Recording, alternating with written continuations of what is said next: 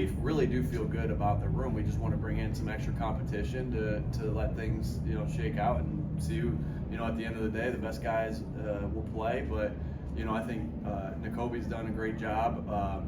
You know, obviously he's working through this ankle injury, but he's done a great job. We got a lot of confidence in him. Nick Morrow, you know, has looked good, and so has Christian and Sean. And we feel like Ben is a good developmental prospect. And so, you know, but we just wanted to add competition to the room, and that's one of our core values is competition. And so, you know, when you bring in good players, like these two guys have been in this league, you know, that's only going to raise the level of everybody else in the room and on the defense. Are these signings?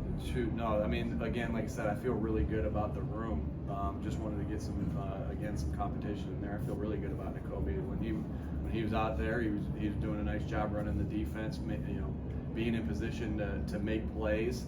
Had a really big splash play, knocked the ball out, and has done really good as far as just in coverage and just being around the football and knowing what to do. So I'm really pleased with where Nakobe is right now. Both of these guys you know, Nick has some experience, but other than that, we're down some experience there. So that's a good thing to have. Again, like I said, no indication on, you know, the room itself.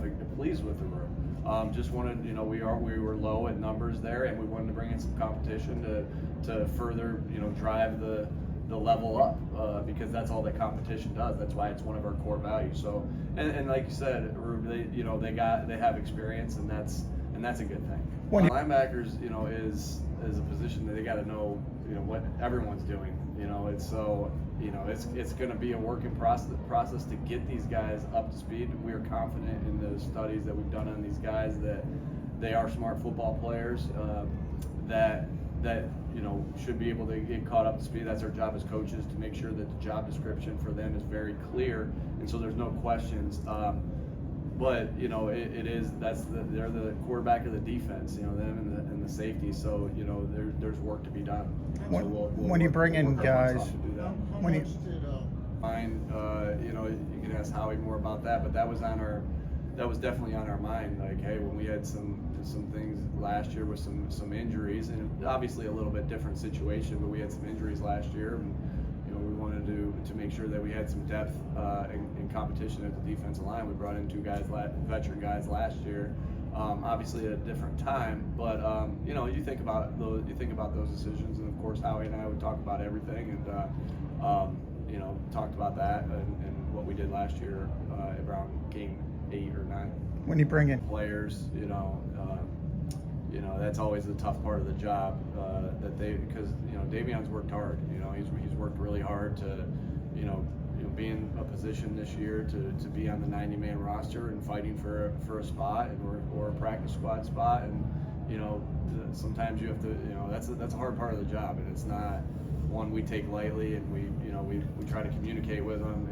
But when you're building relationships and knowing guys for 2 years and knowing what a integral part that Davion was last year to our team, you know, because it's not just the 53 men on the team that make a team, right? It's the practice squad guys, and Davion gave us great looks last year, and so that's hard because, you know, he was a part of a special team last year. We want to continue to build a special team this year, one day at a time, and it's hard that he's not going to be a part of it right now.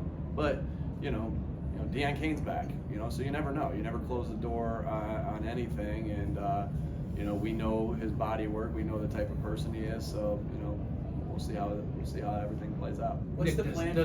You know, obviously we never took the charge lightly, right? And so you're completely aware of that, and then he goes in the exempt list, and you know, we followed all the protocols there as far as just wanted to let the legal process play itself out.